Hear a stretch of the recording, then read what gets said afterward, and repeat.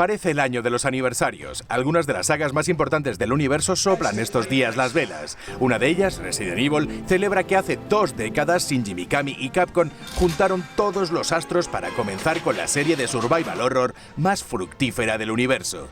Para celebrarlo te mostramos a continuación algunos de los secretos que se esconden en los juegos desde su comienzo. ¿Por qué se llama en Japón Biohazard y en el resto de territorios Resident Evil? Parece ser que en algunos territorios el nombre original quebrantaba un copyright. El nombre de Resident Evil se decidió por un concurso interno de la compañía y parece que nos acoplamos bastante bien a él. Hubo un momento en el que pareció que George Romero, el reconocido como padre del género de zombies por películas como La Noche de los Muertos Vivientes, iba a ser el encargado de llevar a cine Resident Evil. Al final se lo quedó Anderson, pero al menos nos quedó el spot que el mismo Romero realizó para la campaña nipona de Resident Evil 2.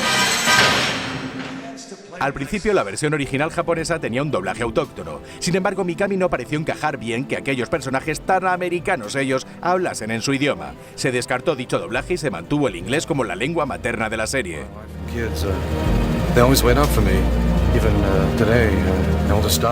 Para la edición Resident Evil DualShock se usó al famoso Samura Gochi para reorquestar los temas de la banda sonora del juego. Hace no demasiado nos enteramos que el músico, conocido como el Beethoven japonés, por ser sordo y un gran compositor, ni era tan sordo ni mucho menos compositor. Tenía un negro llamado Takashi Nigaki. Una de pistas sobre los orígenes del juego. Capcom quería recuperar el título de terror de la NES llamado Sweet Home. Una cosa llevó la otra y acabó convertido en Resident Evil.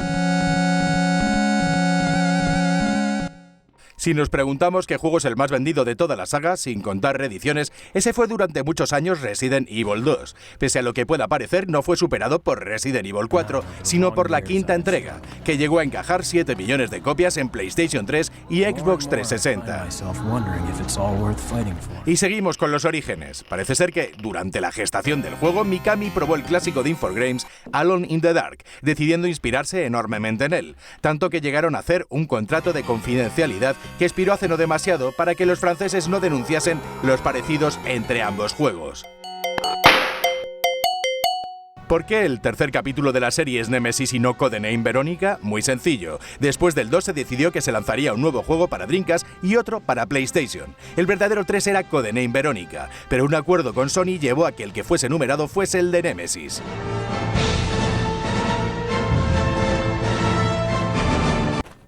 Los aficionados al juego pudieron notar que en Resident Evil 0 encontrábamos una planta rosa, que no llegábamos a usar nunca. Hasta la fecha no se sabe si fue un elemento descartado o cuál fue el motivo de su propia existencia.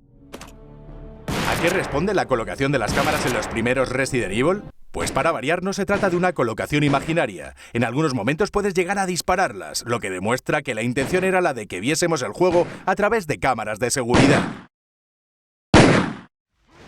Sabemos que Hideki Kamiya, padre de Bayonetta, fue el director de Resident Evil 2, y muchos sabemos que después de hacer este título se le encargó hacer Resident Evil 4 para PlayStation 2.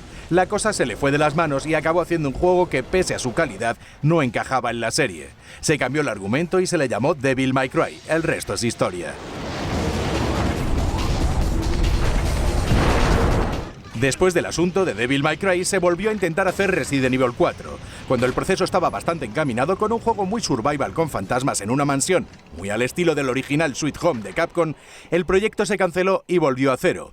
El juego que se estaba construyendo era muy complejo para la capacidad de la videoconsola GameCube. Los fans lo conocen como Resident Evil 3.5.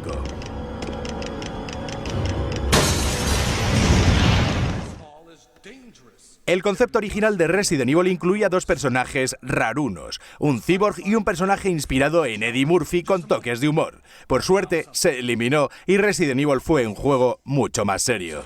¡Sí! ¡Sí! ¡Que te jodan a ti también! Sí, con Resident Evil 5 por fin el juego acabó siendo cooperativo. Sin embargo, esta opción existía en concepto desde el comienzo de la serie. La prueba, un vídeo de muy baja calidad en la que se ve este modo de juego en el título original. Hubo un momento en el que se pensó en incluir mensajes sobre lo que había pasado en la mansión en forma de textos escritos en sangre en las paredes. Sin embargo, aquello habría sido un poco confuso ya que la resolución de la época no habría dejado que leyésemos mucho. Idea descartada. Chris, you're alive. My words exactly. Hasta aquí todo por hoy. Nos toca felicitar a Resident Evil por su 20 cumpleaños y a vosotros recordaros que próximamente habrá más vídeos en Vandal Televisión. Hasta entonces. You're here too. Yes, you're here too?